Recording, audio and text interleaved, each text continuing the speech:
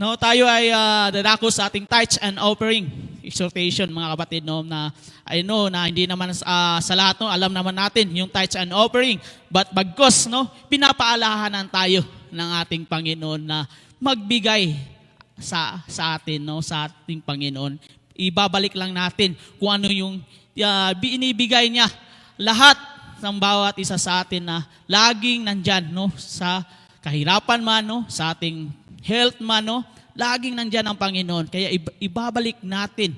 Kasi alam natin, no, na tayo bilang isang tagasunod, naniniwala tayo, pag tayo ang nagbigay sa ating Panginoon, ibabalik niya siksik, liglig at umaapaw na pagpapala sa bawat isa sa atin, mga kapatid. No, hindi ko napapatatagalin, no. Basahin natin, no, sa 2 Corinthians chapter 9, verse 7. No? Lagi natin itong hinahayag sa ating tithes and offering. Each of you should give what you have decided in your heart to give. No? Not reluctantly or under compulsion. For God loves a cheerful giver. Amen. No? 3 things lang, no, ang ating ibibigay. No? Bakit ba tayo nagbibigay sa ating Panginoon? Number 1, give. No.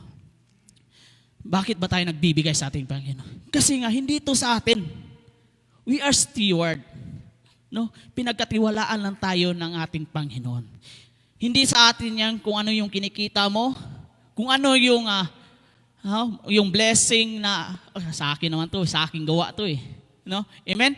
Kaya nga, bakit tayo nagbibigay sa Panginoon? Dahil sa Kanya po lahat ng ito. Amen? Hallelujah? Kaya nga, number 2, trust. Amen? Nagbibigay tayo at maniwala tayo. Ipagkatiwala natin sa ating Panginoon. No?